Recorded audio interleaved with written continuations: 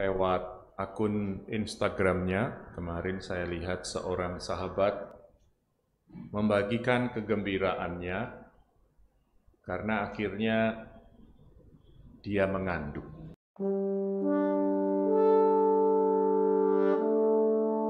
Sudah 14 minggu kan. Dia bersama suaminya gembira karena ya, menurut mereka penantiannya cukup lama. Ya, setelah 4 tahun menikah, baru kemudian dia boleh mengandung. Ya. Mungkin bagi Anda atau sebagian dari Anda berkata, 4 tahun sih masih sebentar. Ada yang lebih lama dari itu, Romo, 8, 10 tahun, barangkali lebih. Saya tahu persis, karena kita tadi mendengar ada yang menunggu lama sekali sebelum akhirnya mendapatkan keturunan.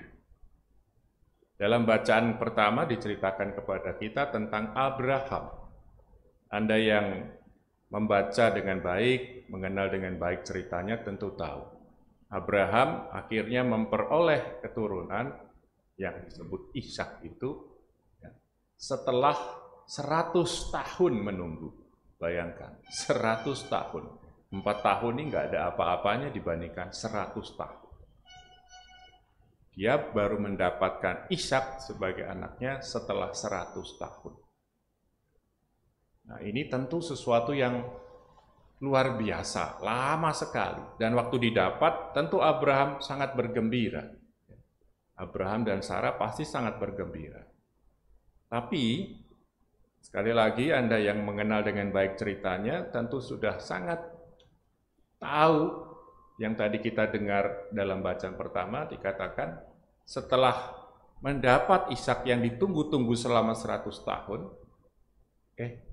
Tuhan meminta Abraham untuk mengorbankan, mempersembahkan Ishak ini sebagai kurban persembahan.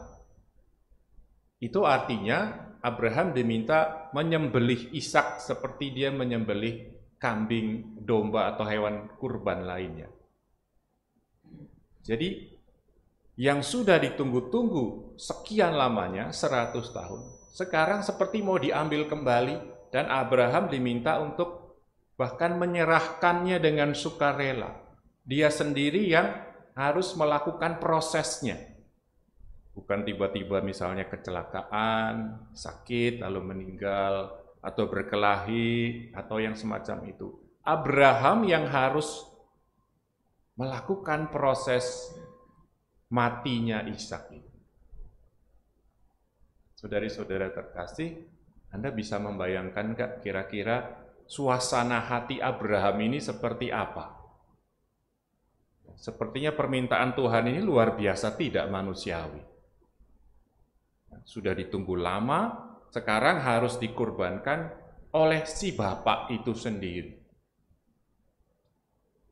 Saudari-saudara terkasih, kalau boleh saya menghubungkan cerita Abraham, suasana hati Abraham, ya, saya ingin menghubungkannya dengan situasi kita sekarang ini. Di seluruh dunia, tapi kita mau omong khususnya dalam bangsa kita ini sekarang sedang mungkin parah-parahnya ya. Saya terus terang barangkali kurang bertanggung jawab karena kurang bisa merasakan itu. Tetapi semua orang yang saya tahu mengatakan, gila ini parah sekali.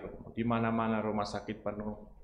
Semakin banyak orang di lingkungan terdekat kita terkena, bahkan kemudian harus meninggal dan seterusnya. Saudari-saudara terkasih, apa yang kita miliki saudari-saudara, bahkan juga nyawa kita sendiri, ini sesuatu yang berharga, yang bernilai, seperti juga Ishak bagi Abraham. Dan sekarang sepertinya ini mau dirampas dari kita, mau diambil dari kita dengan cara yang ya juga kita katakan tidak manusiawi. Nah, tetapi dalam situasi yang sungguh membuat kalut ini, yang membuat hati kita diremas-remas dengan berbagai perasaan, pikiran kita dihantui oleh berbagai macam pikiran. Saya kira Tuhan tidak pernah meninggalkan kita. Dan hari ini Dia memberikan kepada kita kekuatan peneguhan lewat hambanya, sahabatnya Abraham.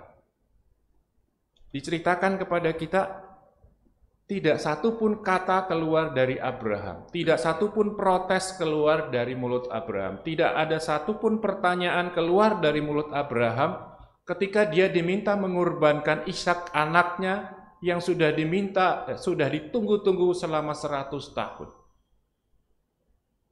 Padahal kalau kita baca cerita sebelumnya, waktu Abraham ini dijanjikan nanti akan jadi bapa bangsa-bangsa, punya keturunan banyak, dan seterusnya.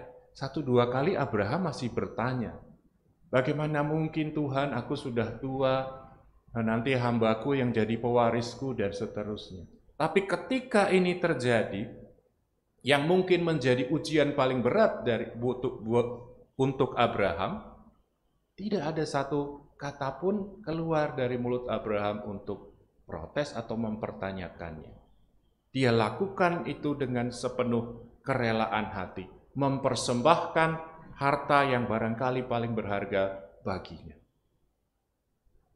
Saudari-saudara terkasih, pengalaman hidup kita bisa jadi menurut ukuran manusiawi kita memang tidak tergambarkan lagi, tidak manusia, kejam, dan seterusnya, dan seterusnya. Ya, itu tidak kita sangkal. Tetapi hari ini kita juga melihat bahwa ada Allah yang besar, dan kita juga melihat ada umatnya yang juga besar, tokoh besar, beriman besar, yang menghadapi hal yang dalam kasus yang berbeda, tetapi saya katakan hal yang sama dengan kita saat ini. Dan kita bisa belajar dari cerita ini, dari pengalaman ini. Pengalaman hidup kita memang bisa sangat mengerikan, tragis, dan seterusnya. Tetapi selalu ada Tuhan yang besar, yang memberikan, yang menjanjikan, menyediakan rahmat yang juga besar. Dan selalu ada pilihan bagi kita. Apakah kita mau kalah dengan segala ketragisan itu, rasa takut, dan seterusnya itu, yang sebenarnya tidak mengubah apa-apa dalam hidup kita. Atau kita mau memilih untuk terus percaya seperti Abraham. Kita memilih untuk mengikuti kehendak Allah dengan sukarela, mempersembahkan yang memang diminta oleh Allah dari kita. Meskipun itu juga hal-hal yang sangat berharga. Anak-anak, suami, istri, kehidupan kita sendiri. Saudari-saudara terkasih, Allah begitu mencintai kita. Di dalam Dia tidak ada yang buruk, semuanya baik.